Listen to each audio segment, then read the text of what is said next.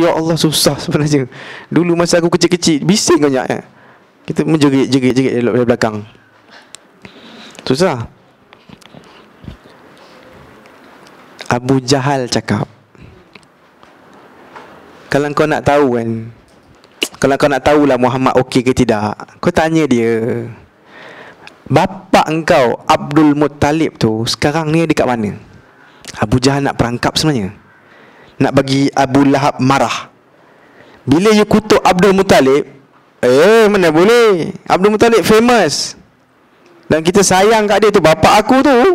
Kalau kau cakap dia dalam neraka, aku buang kau daripada keluarga ni. Betul tak? So Abu Lahab nak, Abu Jahal mahu inilah keluar daripada Nabi ni.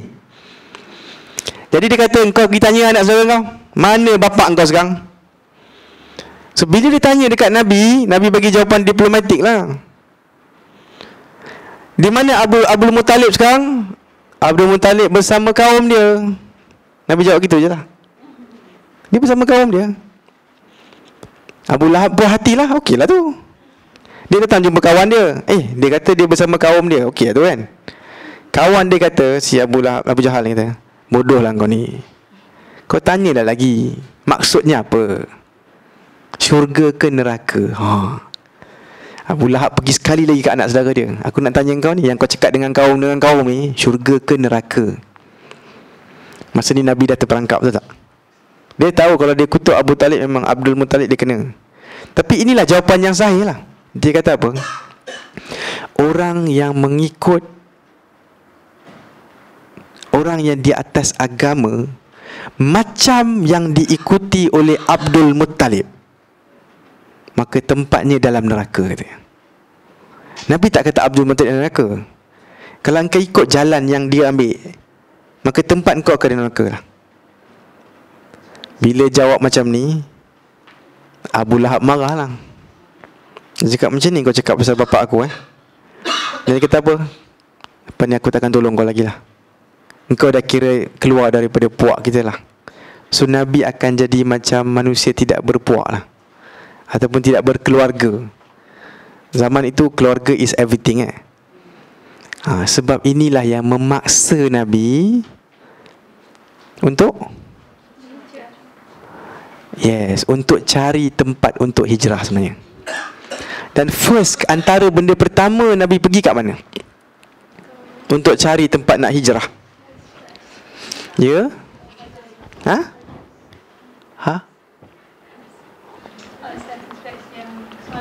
Aus dan Khazraj dekat Madinah. False, Madinah is the last. Could try.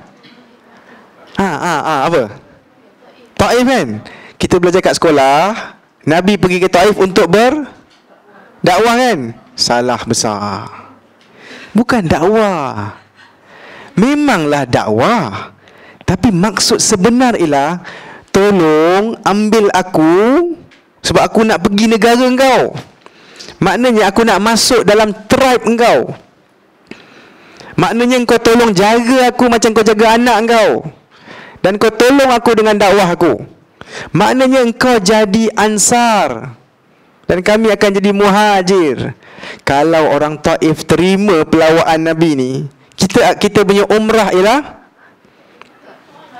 Mekah dan Taif. Habis buat umrah dekat Mekah, kita akan pergi Taif. Kalau ada masa, kita pergi tengok Madinah ataupun Yathrib. Faham tak? Kan sekarang kalau ada masa pergi Taif, tapi orang Taif dah hilang, lepaskan peluang. Sebab ceritanya apa? Nabi SAW, tahu tak kenapa dia pilih Taif? Sebab ada perjanjian di antara mereka. Diorang ada kawan lama, tahu tak? Taif ni dia orang Thaqif. Datuk Nabi Abdul Muttalib dengan moyang dia semua, diorang geng baik sebenarnya dengan satu family dalam Taif tu. Maknanya, you bayangkan, kita kenal kan? Kita geng lah dekat IDT ni, apa program sama-sama kan? Wife you kenal wife saya, kita memang ngam lah, family friend. Anak saya logiknya dia akan baik dengan anak you, betul tak? Logiknya lah.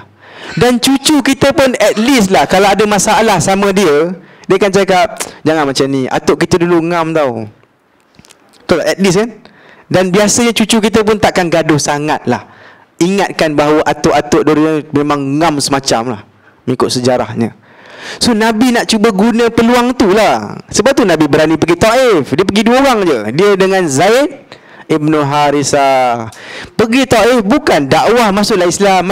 Bukan itu sebenarnya yang utama. Tolong jadi ansar boleh. Itu sebenarnya yang penting. Bila Nabi pergi aja nak bincang-bincang dengan 3 orang yang sepatutnya family yang rapat dengan family Nabi, diorang akan bully Nabi. Pergi matilah kau, aku tak nak tolong. Nabi sangat terkejut sebenarnya. Kenapa kau punya jawapan macam ni? Antara jawapan dia apa tahu? Daripada aku dengar cakap engkau, baik aku bakar aja kelambu Kaabah tu, katanya. Maknanya I don't want to talk to you. Satu orang daripada dia orang cakap apa? Allah dah tak ada orang lain ke nak jadi Nabi, katanya. Dia perli Nabi lah. Orang macam kau jadi Nabi, tak ada orang lain ke? Soalan macam aku lagi layak apa? Asal kau? Gitulah. Akhirnya Nabi akan sedih. Nabi akan pergi. Kira ni orang besar-besar 3 orang ni. Nabi akan jalan balik. On the way balik, Nabi akan singgah dalam beberapa hari berdakwah dengan orang-orang keliling, alang-alang kan. Tapi nanti bila orang besar-besar ni nampak, Muhammad ada lagi kat Taif dia akan suruh budak-budak jahat, nakal. Dia kata, kau nampak tak uncle tu? Nabi masa tu umur dah 50 kan. Kau nampak uncle tu? Ambil batu, kau belasah dan kau baling batu kat dia, halau 2 orang tu. So budak-budak enjoy lah. Dia ambil batu, dia baling kat Nabi, enjoy dah ramai-ramai. Bayangkan Nabi ada perjanjian tau. Family berlapis-lapis atas atuk kau dengan atuk aku baik, moyang kau dengan moyang aku baik. Macam ni kau buat kat aku. Ada orang pernah tanya kat Nabi, apakah peristiwa paling teruk dalam hidup kau? Nabi jawab apa tau? Peristiwa Taif. Padahal peristiwa Uhud agak teruk, sebab Nabi nak dekat mati dah. Ini baling batu je, kena halau, dimalukan lah. Tapi pada Nabi, this is too much lah. This is very bad now. Kau tak patut. At least kau cakap balik, aku tak nak tolong, dah. Tapi kau halau aku dengan budak-budak nakal ni, memang jahat lah. Darah Nabi akan penuh dalam kasut dia, darah dia, sebab kena baling batu dengan budak-budak ni. Nabi akan lari dengan Zaid bin Harisah. Dan dia akan singgah sekejap dekat satu kebun ni. Dia duduk kejap. Tukang kebun tu, bukan tukang kebun, sorry, pemilik kebun tu kenal Nabi. Dia kesian lah kat Nabi. Namanya Utbah kan. Dia cakap dekat dia punya servant, dia punya slave, hamba, kau tengok ada orang ni, 2 orang tu kan, ni ambil air, bagi buah sikit ke dong, at least serve lah something lah. Hamba ni asalnya dari Iraq. Nama tempat tu Nineveh. Iraq, nama tempat tu Nineveh. Dia hamba Kristian lah kiranya. Asal dia orang Kristian lah. So dia bawa lah makanan dengan minuman ni, jumpa Nabi. Nabi dalam keadaan, kita boleh bayangkan, berhenti sekejap, pause sekejap. Kita bayangkan Nabi tengah lari, darah penuh kat kaki, tengah sakit, tengah penat, sakit hati kan. Dia tengah duduk tu, hamba ni datang. Dia kata, bos aku suruh bagi kau makan ni. Nah, Nabi ambil, dan Nabi cakap bismillah. Nabi start minum. Agak-agak Nabi punya mood waktu itu tengah mood baik ke buruk? Baik. Lepas kena halau semua, mestilah mood tak baik kan. Agak-agak Nabi ada tak masa nak ada conversation, apa khabar, dah makan belum? Tak ada. Dia tengah marah ni. Kalau kita semua kena sikit pun dah tak ada mood tu tak? Kita borak-borak dengan orang, kalau kita ada sakit belakang sikit pun kita dah malah cakap kan. Malah orang tanya banyak sangat, dah lah aku tengah sakit ni, betul tak? Kita dah tutup mulut orang. So Nabi ni, dia tengah satu contoh untuk pendakwah lah. Pendakwah tak boleh layan mood dia, tahu tak? Tak boleh layan mood dia. Tengok Nabi buat apa bila Adas, nama si orang yang dari Nineveh ni, si hamba ni, bila Adas duduk kat situ, tengoklah Nabi makan kan. Nabi cakap bismillah, Adas kata, apa kau baca tu? Kenapa macam dengan nama Allah tu? Nabi akan cakap, aku diperintahkan oleh Tuhan aku, oleh Allah, untuk say dengan nama Allah sebelum aku makan atau minum. Adas kata menarik ni, first time ada nak bismillah ni. Kemudian Adas akan tanya lagi, sorry, kan Adas dah ganggu Nabi punya makanan, dah tanya soalan nak bismillah tu apa, betul tak? Kalau kita yang tak ada mood, kita akan cakap kau tolong diam boleh, kau pergi buat kerja kau lah. Betul tak? Kita tak ada mood lah. Ni aku tak nampak ke luka aku boleh lari kan. Apa buta ke apa? Get lost man. Kau dah bawa Aida lah. Sebab dia hamba. Hamba kan tak ada harga. Kau dah buat kerja, kau get lost. Faham tak? Kalau ikut zaman tu lah, mood aku pula tu. Tapi Nabi kan ada lagi ruang tau. Dalam dia susah sangat, dia ada ruang lagi. Dia tetap manusia. Dia tak tahu apa tengah berlaku. Betul tak? Nabi tanya dia, nama kau siapa? Dia kata nama aku Adas. Oh ya ke? Habislah tu kan. Tanya dia lagi, kau asal mana? Asal mana? Sebenarnya Nabi berminat sangat ke? Kalau kita tak minat dengan orang kan masa tu. We got no mood man. Tapi masa itu dia tanya, kau asal mana? Si Adas akan cakap, aku dari Nineveh, kampung aku. Rupanya itu satu tempat kecil dekat Iraq, Nineveh. Bila Nabi dengar je Nineveh, dia kata, oh aku tahu Nineveh. Itulah tempat Yunus bin Matta ataupun Jonah, the son of Matthew. Dialah yang dimakan ikan tu. Tahu kisah Nabi Yunus dimakan ikan dalam perut ikan tu? Dialah yang dimakan ikan tu. Bila Nabi cakap semua ni, Adas bangun. Dia terkejut sebab Nabi tahu semua ni. Dia terus peluk Nabi, dia cium Nabi, dia kata, aku beriman dengan apa saja yang kau beriman lah. Sebab aku bersaksi bahawa kau mesti bukan orang biasa, tahu tak? Sebab wallah, aku dah duduk sini lama dah, tak ada siapa pun tahu kampung kecil aku tu. Dan tak ada siapa pun tahu kita orang ada Nabi, Nabi Yunus. Orang Arab tak tahu benda ni. Kan ingat tak, litunzira qauman ma unzira aba'uhum? Orang Arab dia detach daripada dunia sebenarnya. Dia orang hidup sama dia je, cari makan, apa, berpuisi, bersyair, tu je kerja dia orang. Dia orang tak tahu Nabi, Rasul, siapa lepas Nabi Ibrahim, Ishak, Yaqub, Yunus, tak tahu. So now you're talking about one specific Nabi. Sahih pula tu kisah tu. Ikan makan dia, ya Allah, this is so special untuk dia. Sebab dekat Mekah tak ada library tau. Orang tak boleh tahu benda lain selain daripada apa yang diceritakan kepada dia.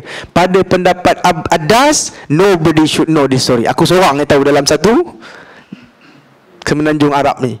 Dia kata, kau memang bukan orang biasa, katanya. Dan Adas akan masuk Islam di situ juga. Saya nak tanya, Nabi dakwah apa? Dakwah dia tanya soalan je. Dan Nabi tak cakap pun, masuklah Islam, Islam itu ialah Tuhan satu, akulah Nabi. Simple aja. How are you?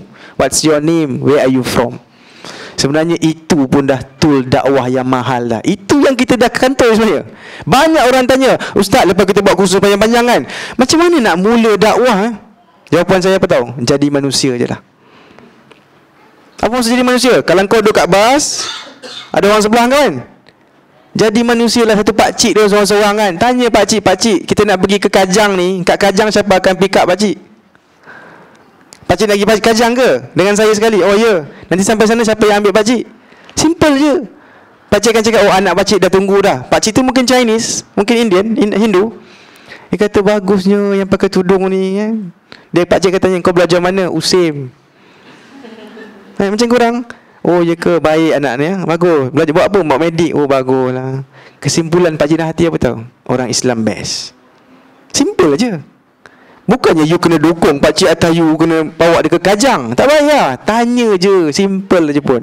Semoga Allah bagilah kita that attitude yang Nabi ada. Adas masuk Islam. Apa message yang Allah nak sampai kepada Nabi?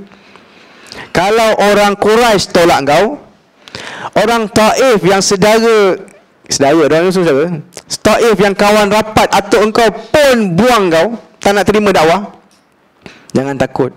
Aku bagi satu orang daripada Parsi tu, Iraq, masuk Islam. So that you know what, Islam akan sampai sana. Kenapa Allah tengah buat border lah tu. You know what, Islam akan sampai sana. You jangan, don't worry lah. You buat kerja you je. Aku bagi kau satu contoh nah. Macam tu juga kita ni, kalau kita buat dakwah, nanti Allah akan tolong kita. Jangan tahu, satu orang akan masuk Islam tangan kita. Nanti dia akan jadi addiktif. Bila kita dapat tolong satu orang, daripada tak semayang jadi semayang, kita mula kata apa tu? Aku boleh buat kerja ni. Kita akan buat dengan ramai orang. You faham tak? Semoga Allah tolonglah kita semua ni. Bila satu orang masuk Islam tangan kita, kata, ya Allah, sebenarnya mudah aja kerja ni, kita boleh buat. Dan you tengok happynya orang tu masuk Islam, dia akan peluk you, tanya lepas tu macam mana pendapat you. Alhamdulillah, I feel so happy, katanya. Hati jadi sangat luas. Walaupun ada problem dengan family kan, you dengar semua ni, you cakap apa? I want to do this even more kan? Itu yang terjadi kat Nabi. Allah tengah tolong Nabi, bagi dia motivate sikit. Kemudian tak cukup dengan tu, on the way balik nanti, pernah dengar cerita pasal malaikat nak hancurkan orang Taif tak? Yes, nanti bagi salam, Assalamualaikum. Jibril bagi salam kat Nabi, Waalaikumsalam kan. Ni dia, Jibril akan kenalkan, ini dia malaikat penjaga gunung. Now we know, gunung ada penjaga dia, itu malaikat. Yang penjaga ini disalah faham oleh bangsa lain, termasuk bangsa Melayu. Apa dia? Seolah-olah ada Tuhan lain yang jaga gunung. No, it's just malaikat. Bos dia tetap Allah. Ya? Wallahu alam. Soalan sister ialah Jibril dalam keadaan form biasa ataupun form original ataupun lelaki. Logiknya Jibril ke atas, maknanya dalam original lah. Bila ke atas original. Kalau jumpa depan-depan, salam-salam semua manusia. Jibril akan kenalkan ini malaikat gunung. Malaikat gunung akan cakap, Muhammad, ni dia aku ni, hari ini aku diperintahkan oleh Allah untuk dengar perintah engkau. Special. Tell me what you want me to do. Engkau nak tak aku hancurkan yang Taif ni? Sebab dia ada dua gunung di tengah di tepi dia orang tu.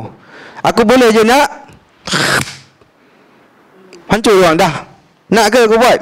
Aku tahu lah kau ada masalah kan? Maka Nabi akan cakap, no, please jangan buat. Sebab aku harap walaupun dia orang tak terima agama ni, tapi anak-anak dia orang nanti akan terima agama ni. Dan betul pun, orang Taif akan terima agama. Tapi bila tahu? Taif dekat sini. Jauh tak? Hijrah 1, 2, 3, 4, 5, 6, 7, 8 8 ke 9 baru dia terima agama. Itu pun dengan cara sikit ada degil. Orang Taif agak degil. Sebab bila dia masuk Islam, nanti kat sini masuk Islam, dia akan negotiate dengan Nabi.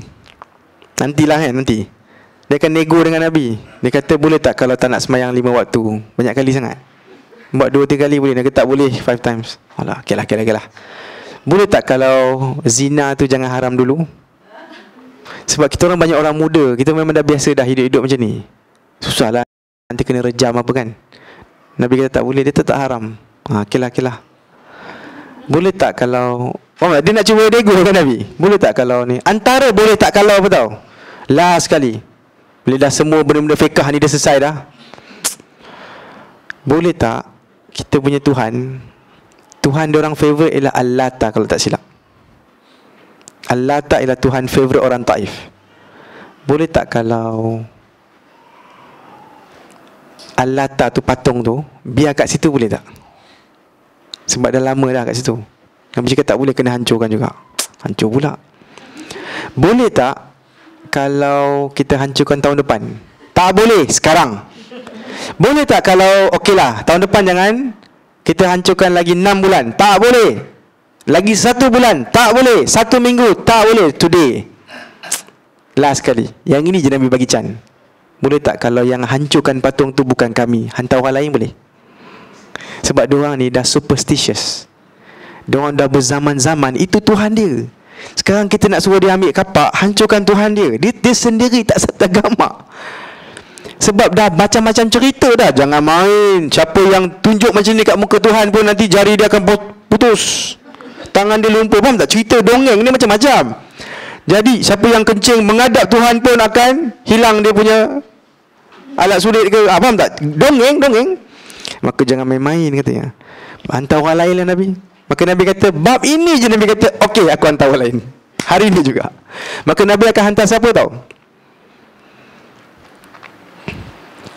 Al-Mughirah ibn Syu'bah. Al-Mughirah ni dia bekas Samsing sebenarnya. Saya akan cerita kalau kita ada masa nanti-nantilah. Saya rasa hari ni tak sesuai. Al-Mughirah asalnya memang dari Taif. Kemudian kata silap, Abu Sufyan pun ada dalam tim dia, 3 orang. Nak cerita pasal Abu Al-Mughirah ni Dia tahulah orang Taif sayang sangat dekat patung ni. Dia tahu, dia membesar kat situ, dia orang situ. So Al-Mughirah akan pergi. Family Al-Mughirah semua dah standby, takut Mughirah akan pengsan ke apa. Ni kau nak pecahkan idol ni.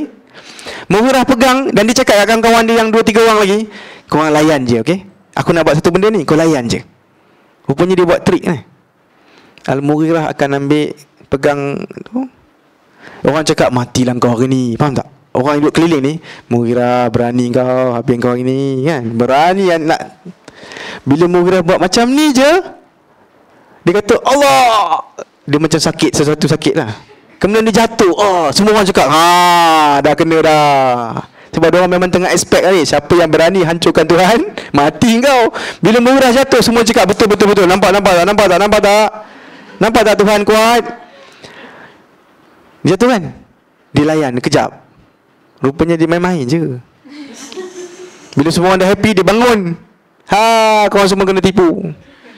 Aku saja buat lawak. Ini patung je lah, I show you. Dia ambil dia ambil kapak dan dia hancurkan sampai ground zero. Kata tengok apa jadi? Ni patung saja, yang berkuasa hanya Allah. Akhirnya rupanya buat kerja ni pun ada lawak-lawak ya. Ni direkodkan dalam sejarah. Al-Mughirah bin Syu'bah. Dia memang jenis kaki lawak sikit lah. Dulu dia bekas something gangster lah. So itulah kisah cerita orang Taif, lebih kurang lah. On the way pun Nabi nak balik ke Mekah, satu lagi message dari Allah. Saya pendekkan cerita Nabi akan semayang 2 rakaat malam-malam. Nanti ada jin pula akan datang jumpa Nabi. Dia akan tanya Nabi, Nabi akan dakwah pada mereka. Dia kata, samalah apa yang kau dakwah dengan yang kami dengar dulu waktu Nabi Musa. Maknanya diorang ni dapat Taurat lah kira diorang ni macam jin Yahudi lah. Gitulah lebih kurang So jin ni akan masuk Islam, a group of them. Rekod dalam Quran, jin akan masuk Islam. Apa mesej yang Allah nak sampaikan? Don't worry lah, manusia tak nak terima kan, makhluk lain pun boleh terima dakwah kau. So apa kau nak takut pasal manusia? Kerja kau buat aja kan, buat aja kerja kau kan. Orang mesti akan terima nanti, insya-Allah. Maka jin pun masuk Islam. Masa inilah jin akan tanya Nabi, kami ni dulu, cuba dengar baik-baik, you belajar kan, cakap siapa tak bismillah, syaitan makan dengan kita? Sebenarnya bukan syaitan yang iblis tu, tapi jin lah yang dipanggil syaitan. Jin jahat dipanggil syaitan, jin baik dipanggil jin. Tapi dia jin. Jin baik atau jin Islam, jin ajalah. Tapi yang jahat syaitan. Manusia yang baik dipanggil manusia, manusia jahat dipanggil syaitan. You gelak, Allah yang panggil syaitan. Allah panggil. Surah Al-Baqarah, wa idza laqul ladzina amanu qalu amanna wa idza khalau syayatinihim qalu inna ma'akum innama nahnu mustahzi'un. Orang munafik ni bila dia pergi kepada orang beriman, qalu amanna, kami beriman tau macam kamu. Wa idza khalau syayatinihim, tapi bila mereka pergi kepada syaitan mereka, Allah sebut ni, qalu inna ma'akum, sesungguhnya kami ni bersama kamu tau, jangan salah faham. Innama nahnu mustahzi'un, kami ni main-main je yang ke sana tu. Kami perolokkan dia orang sebenarnya, orang munafik lah. So perasan tak Allah kata bila mereka jumpa syaitan mereka, soalan, syaitan tu jin ke? Bukan, manusia. Orang munafik tak jumpa jin. So yang dia jumpa ialah manusia-manusia kafir yang jahat-jahat, Abu Jahal, Abu Lahab lah ni. Dengar cerita kau dah masuk Islam. Tak, kita main-main je. Faham tak? Jadi tukang tanya tu, korang ni betul ke dah masuk Islam? Tukang tanya tu Allah kata apa? Syayatinihim. Cool. Korang ni macam tak setuju lah. Kena clear ni bab ni, sebab nanti nak dengar cerita ni. Clear ke tidak ni? Jadi syaitan ialah bukan satu makhluk, tetapi satu gelaran untuk makhluk-makhluk yang jahat. Wa min syarri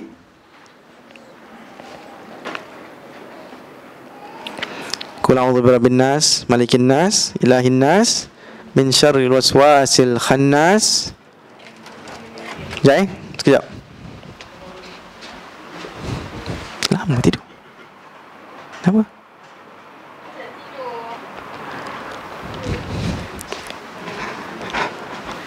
Qul a'udzu birabbin nas, malikin nas, ilahin nas, min syarril waswasil khannas, alladzi yuwaswisu fi sudurin nas, minal jinnati wa annas. Wa nas lah, Arab dia lah wa annas, okey, dan juga manusia lah jadi wa nas lah. Maksud dia lah yang membisikkan dalam hati-hati manusia. Siapa yang duk bisik-bisik ni? Daripada kalangan Jin dan manusia. Maksudnya tukang yang rosakkan kita punya iman ni ada dua golongan. Jin pun ya, manusia pun ya.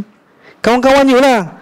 Kau tengok dia, kau tengok tu, dia ada, kau tengok tu, belagak kan itu. Kau tengok, syaitan lah ni. Waktu dia buat tu dia syaitan. Kau cakap kat dia, syaitan, diam. Halal, no problem. Kalau dia marah, tak apa, Allah pun sebut kau syaitan. Bila kau bisikkan dalam hati aku benda-benda yang kacau ni, kau syaitan. Bila dia start mengumpat, syaitan diam kata. Siapa lah. Tak berani nak gaduh kan. Syaitan lah tu. Bila dia cakap, kau tahu tak, dia cakap apa pasal kau?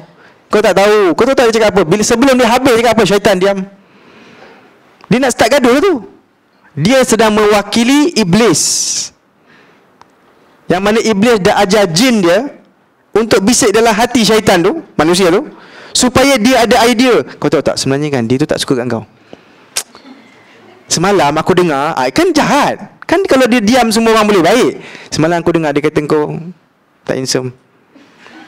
Dr. Jeffrey lagi handsome. Gaduh, asal nak gaduh? Dah handsome je lah. Seriously, syaitan. Kenapa saya nak cakap benda ni tau? You see jadi bila you tak baca bismillah, syaitan, jin jahat, boleh ambil sekali makan. Walaupun kita makan ayam tu, dia pun dapat makan zat ayam tu. Dia gaib kan? Dia makan bersama kita. Dia macam curi makanan kita. Sebab tu kita tak kenyang. Zat itu macam dia ambil sekali lah. Selama ni jin yang jahat secara umum yang bukan Islam, dia boleh mencuri. Sebab mencuri kan boleh, tak kisah, tak ada hukum. Sekarang bila dia masuk Islam, dia dah tak boleh mencuri. Maka dia plan dengan Nabi macam mana ni? Nabi kata apa? Makanan kau ialah makanan kami yang dibacakan bismillah ni. Tulang-tulang ni nanti akan jadi daging, korang makan. Kau tahu tak, tulang-tulang kita kan dimakan jin, kita kata. Tulang yang dibacakan bismillah yang disembelih elok ni akan jadi makanan jin Islam sebenarnya. Makanan you jadi makanan jin Islam. Jin yang kafir akan duk curi macam biasa. Jin kafir akan curi lah. Walaupun makanan you yang tak bismillah, orang lain memang ramai tak bismillah kan. So dimakan bersama mereka lah. Jin Islam ada larangan, maka dia akan makan makanan kita. Mengikut riwayat, tulang tu yang kita buang tu, tulang tu akan boing, tumbuh balik, jin tu akan makan. Untuk dia lah. Dan ingat tak Nabi pernah kata, pernah dengar pasal istinja dengan batu? Korang belajar tak dulu boleh lepas buang air, kita boleh lap. Kalau kita ada air, kita boleh guna batu. Sebab dia macam tisu lah. Dan batu kalau elok-eloknya 3, kalau tak pun 5 gitulah. Nabi pernah diberikan satu macam batu, Nabi kata ini tak nak. Sebab itu najis sebenarnya. Sebenarnya najis unta apa semua, dia boleh mengeras jadi macam batu. Kan panas. Jadi dia kering, jadi macam batu. Tapi Nabi tengok, ni najis, tak nak.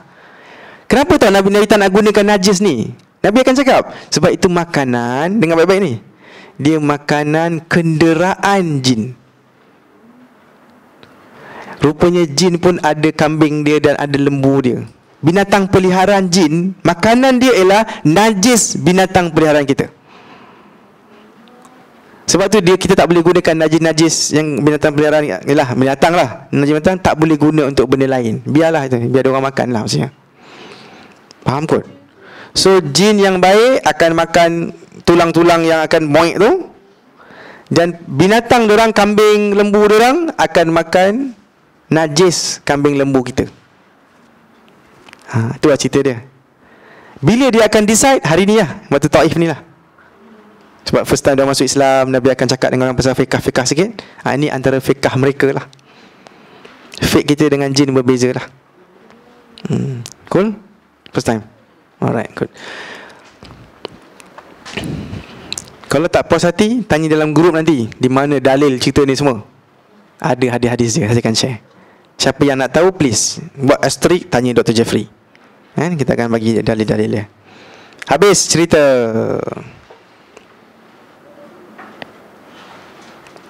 Break 5 minit. Assalamualaikum warahmatullahi wabarakatuh.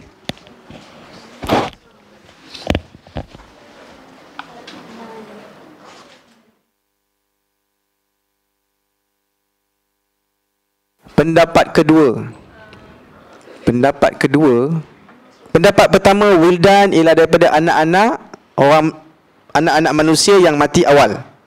Jadi tak sempat nak solat apa semua lah. So dia akan jadi pelayan syurga je lah. Pendapat kedua ialah saya boleh ingat dua pendapat lah sekarang. Pendapat kedua ialah Allah akan cipta mereka specifically untuk jadi pelayan.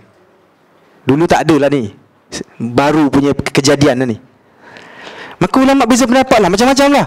Tapi kalau Allah cipta yang baru, maka tak sesuai lah, apalah. Adalah perbincangan sama-sama ulama. Lepas bincang semua ni, Syekh saya cakap apa? Tapi korang nak, apa korang nak stres, kata. Asal korang nak stres pasal wildan ni? Dia siapa? Kata. Masuklah syurga, katanya. Korang buat baik, masuk syurga.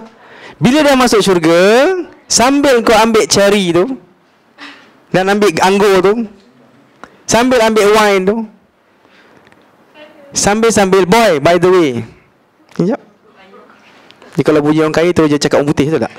Pasal apa saya tak tahu. Kenapa Melayu tak ada kaya? Tapi dalam cerita semua Melayu ada BMW tau. Dalam cerita drama kan, drama Melayu, semua Datuk Tan Sri. Tak ada orang miskin. Orang Melayu semua kaya. Boy, come here. By the way lah, engkau ni asal mana? Garanti dia akan jawab, betul tak? Maka selesailah kita punya persoalan 80 tahun, 90 tahun, 100 tahun tak? So you know what? Dalam syurga semua akan terjawab. Itulah dia equation hujung tu. Selagi mana kita sembang bab dunia, dia macam 5 campur 2 equals apa? You takkan puas hati sebab 7 tak keluar lagi. Yang you tahu 5 campur 2 dan equals tu 7 tak keluar lagi. 7 tu nanti dekat syurga lah. Sebab ada orang lahir tak ada tangan, tahu tak? Ada orang lahir tangan pendek. Saya ada student tu, tangan dia pendek. Kemungkinan besar mak dia waktu nak lahirkan dia, waktu dia mengandung, dia ada ambil satu ubat namanya thalidomide. Ubat tu sebenarnya untuk muntah je. Tapi side effect kemudian kita dapat tahu dia akan lahir tangan pendek, itulah, cerencat lah. So kalau dia lahir tak ada tangan, dia lahir buta, dia puas hati tak ada dunia ni? Macam tak adil kan? We tell him or we tell her, this is just part of the equation. Kau masuk syurga nanti kau akan dibalas sampai kau cakap banyak macam ni. Aku tak buat apa-apa pun, aku just hidup aja. Allah akan balas. Allah akan balas sampai kita kata ini banyak sangat ni Allah. Kata yes, this is for you. Tapi banyak sangat ni. Hadis yang cakap macam tu, bukan saya cakap. Satu orang pernah banyak sangat dia dapat dari Allah. Allah kata apa? Ambillah 10 kali ganda. Dan satu dunia punya apa-apa pun ambil lah, katanya. Satu dunia tu 10 kali ganda aku bagi kat kau. Satu dunia punya nikmat yang kita gilakan sangatnya. Nikmat apa? Nak pergi Langkawi, Bahamas, itu je. Bukan jauh sangat kita punya gila kita. Kita punya gila habis terror pun nak emas yang setengah kilo je lah. Sebab emas 2 kilo tak larat pakai dah. Untuk at least setengah kilo, kalau boleh 250 gram pun jadilah. You faham tak? Kita punya gila tak jauh sangat. Allah kata apa? Satu dunia punya emas nak ambil kat kau. But guess what? 10 times aku ambil lah kau. Kau nak buat gelang, rantai apa, nak tindik sini, tindik kat pusat ke apa, suka hati kau. Syurga. Sampai bila Allah cakap 10 times for you. Orang ni siapa tahu? Bekas ahli neraka sebenarnya. Hadis sepanjang. Bila bekas ahli neraka akan datang merangkak masuk syurga, dia rasa dia dah beruntung sangat, dia dapat masuk syurga je, beruntung. Settle. Allah kata berangan-anganlah kamu. Dia pun cubalah angan-angan. Angan-angan manusia tak kat mana, tahu tak? Adalah sikit. Allah kata apa? Angan-angan lagi. Maknanya apa lagi kau nak? Dia pun fikirlah. Allah kata angan-angan lagi. Dia pun angan-angan lah dengan kapasiti manusia dia. Tapi entah apa-apa lah. Sebab seriously, kalau saya kata senaraikan 10 benda yang kau nak dekat syurga, you akan berhenti setakat 4 atau 5. Nak try sekarang 10 benda you nak di syurga. Cepat. Nak sangat syurga kan? Nak try lah.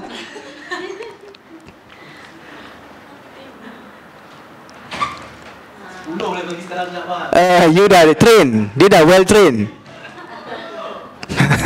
Kat luar semua masalah. Zoo. Cepat. Kantoi kau. Atira kan ni? Atira tu. Atira mana tadi? Atira kan? Asal kau rupa lain lagi ni? Semalam lain. Okey, Atira, berapa dia? 10. Rumah lagi? Garden. Kereta.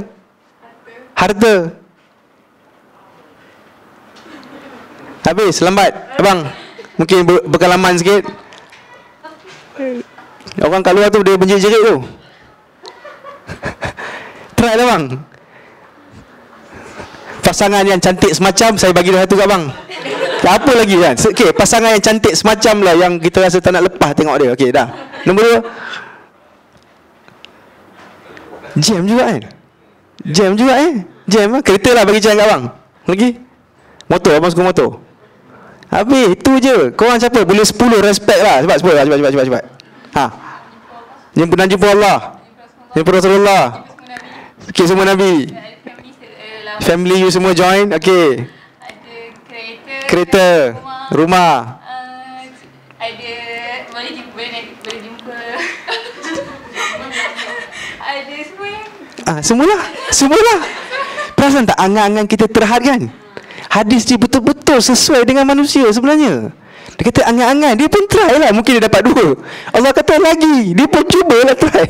Lagi, dah 3 kali lagi. Allah kata apa? Whatever yang kau minta, aku tambah 10 kali dunia. Bila Allah cakap macam tu,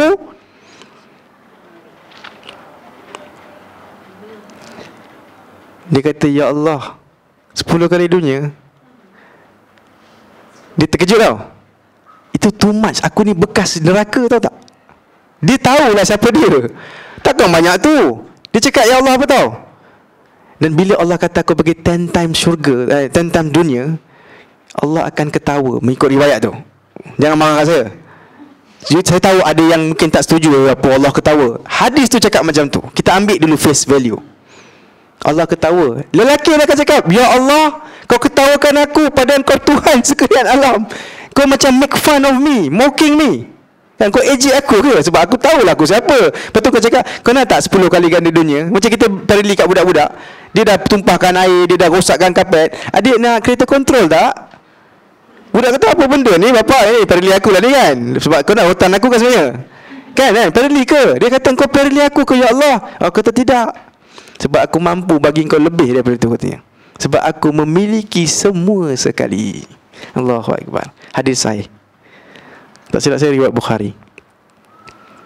Sebab tu best kan kalau belajar hadis betul-betul. Okey. Habis cerita tu. Ingat tak Mut'im Ibn Adi? Mut'im yang saya katakan dapat pingat daripada Nabi tu. Dia dah tolong Nabi 3 tahun, ingat? Dan dia juga tolong dalam boykot. Okay. Sekarang dia akan tolong Nabi sekali lagi. Bila Nabi pergi ke Taif, balik, kan Abu Lahab tak nak tolong dia dah. Dia pergi Taif, tak berjaya. On the way balik,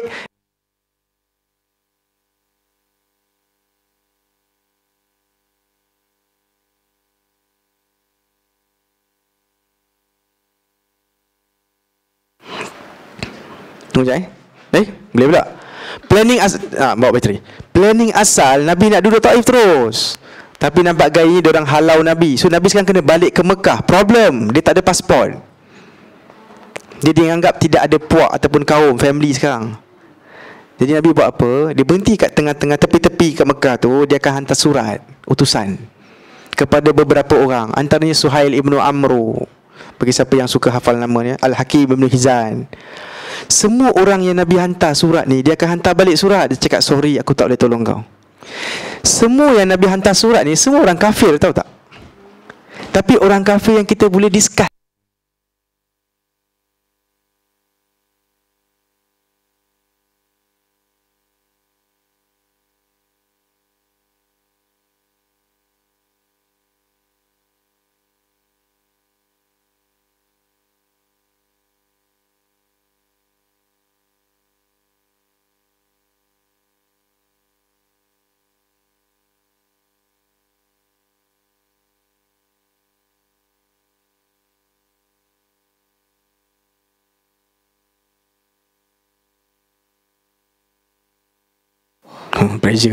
Pressure ni macam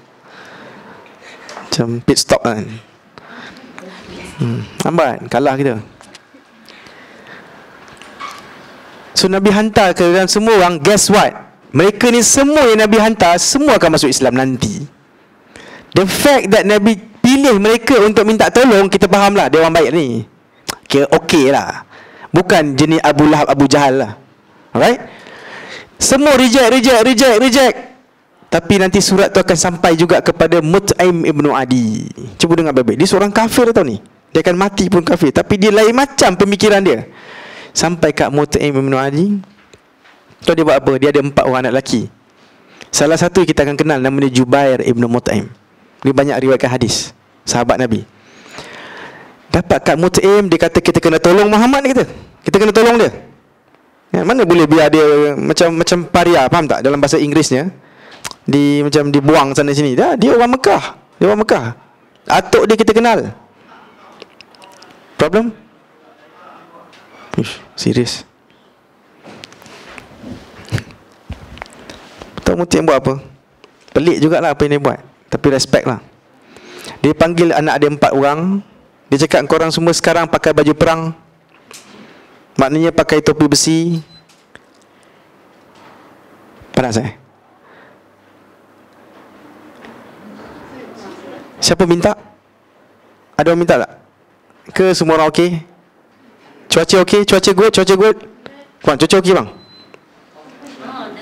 Cuaca okey. Cukup lah ya, Alhamdulillah. Okey, so balik pada cerita kita. Terima kasih bang. Assalamualaikum. Ke video tu tengah panas, perlu aircon? Tak lah Okey, tak apa. Seriously, saya tak faham. Mungkin kan. Okey, Mut'aim kata 4 orang anak lelaki aku semua kafir ni. Bangkit, pergi tukar baju, pakai baju besi, pakai armor, perisai semua. Sebab dia orang kaya, dia orang ada semua ni. Pakai lengkap, pakaian perang. Pelik sebenarnya kalau kau pakai lengkap perang padahal negara tengah aman. Sebagai contoh, dekat Tesco you pergi, tapi ada satu battalion crop. Kita pun beli, apa kau ni dengan M16 ke apa kan? Lengkap dengan pakai senjata dia, betul tak? Juni kan? Kita pun takut. Tak sesuai. Jadi saya rasa kalau kita pergi Tesco, lepas tu ada macam 5 truk tentera, kereta kebal 5 biji, kita pun tak nak masuk Tesco hari tu kan? Macam kata ada apa, terrorist attack apa, betul tak? Okay. So sekarang ni Mut'aim suruh anak-anak 4 orang dia, kafir semua, pakai baju perang. Dia kata apa? Muhammad tengah tunggu kat somewhere hujung tu, kau pergi kat dia, escort dia datang sini. Diorang 4 orang akan pergi ambil Muhammad, escort dia sampai rumah. Dekat rumah, bila sampai rumah, Mut'aim sendiri yang tua tu, mungkin umur dia 70 masa tu, dia pakai topi besi, pakai baju perang macam anak dia. Sekarang ada 5 orang askar lah, akan accompany Nabi sampai ke Kaabah. Bila sampai Kaabah, dia akan suruh Nabi buat apa tau? Tawaf dulu. Seperti mana kita punya tradisi lah. Sebab tradisi dulu, respect Kaabah macam mana? Respect tanah haram. When you sampai, itulah dia tahiyatul masjidnya. Tahiyatul masjid untuk masjid lain, 2 rakaat. Tapi untuk Kaabah ataupun untuk Masjid Haram, tawaf 7 kali baru buat kerja lain. Itu tanda hormat. Tapi kalau you datang dari jauh negara lain, you buat umrah. Maksudnya you berihram. Ya, you berihram and then you start tawaf, yes. You tawaf, baru you buat kerja lain. Faham? Salat tahiyatul masjid. Tahiyatul bait saya tak pernah dengar lah. Tawaf qudum dia panggil. Ya. Tahiyatul bait saya tak pernah dengar. Masjid pernah dengar. Tahiyatul bait tu mungkin sebab Baitul Haram lah. Tapi nak ceritanya, budaya tu dah ada sebelum lagi Nabi ajar benda ni lah. Benda ni budaya daripada Nabi Ismail lah. So bila dia orang escort Nabi 7 kali, okay, now kita cakap. Dia akan buat announcement. Dengar sini, Mut'aim akan announcement. Daripada hari ni Muhammad semua orang tengok tau apa yang dia orang buat semua ni. Dia kata habislah Mut'aim ni buat apa ni kan. Mut'aim orang besar, orang respect dia. Mut'aim ni dah masuk agama Muhammad ke? Kan, sayang sangat dengan Muhammad ni. Dia akan buat announcement, dengar semua. Daripada hari ni Muhammad akan berada bawah protection aku. Satu budaya orang Arab yang dari dulu lagi sampai